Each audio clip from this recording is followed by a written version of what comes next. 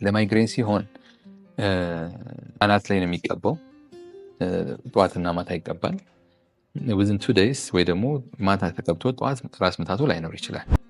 ሌላው ደግሞ ትንሽ ለየት የሚለው የማይግሬን ኦይል አለ እና እንዴት ታሰበ? እንዴትስ ነው አወሳሰዱ? ያለውን ጥቅም እስኪ በዛው ማስረዳ። እንግዲህ ምንድነው የማይግሬን መድኃኒቱ በቅባት ፎርም ነው የሰራ ነው። ምንድነው መጀመሪያ ስንነሳ እንደነገርኩሽ ምንድነው ያ ነገር እንዴት ነበር ሲሰሩበት የነበረው? ለምንድን ነው የሆነው? ከዛም በኋላ ወደዚህ የምንቀይረው እንዴት ነው የሚለው ነገር ላይ ነው የሰራ ነው። እሱ ወደ 2 ዓመት በላይ ወስዶብናል። ለማይግሬን ብቻ አይደለም ለነርቭም ይሆናል።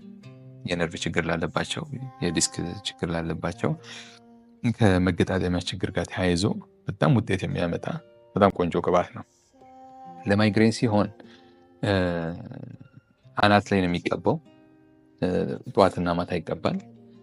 within 2 days ወይ ደግሞ ማታ ተቀብቶ ጠዋት ራስ ምታቱ ላይኖር ይችላል። ግን 60 ml ነች። ያችን 60 ml እስኪጨርሱ ግን ኤቭሪዴይ መቋረጥ የለበትም እና ያንን በደንብ አድርገው መቀባት አለባቸው። ባይ ዘ ታይም ሲጨርሱ እንግዲህ እስከዛሬ ድረስ የተጠቀሙት ሰዎች ለ4 ለ5 ዓመት እንግዲህ እኛ ወደ ማርኬት ካመጣ ነው ሁሉ ነገር ጨርሰን ወደ 5-6 ዓመት ይሆነዋል። እንግዲህ ተቀብቶ ተመለሰብኝ ብሎ የመጣ ሰው እስካሁን ድረስ አላጋጠመም። ጥንቃቄው ምንድነው?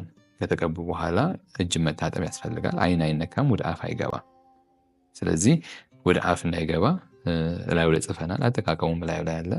ያንን ይከታተላሉ። ለነርቭ ሲሆን ደግሞ በቀን 2 ይቀቡታል። ጠዋት ግን መታጠብ አለባቸው።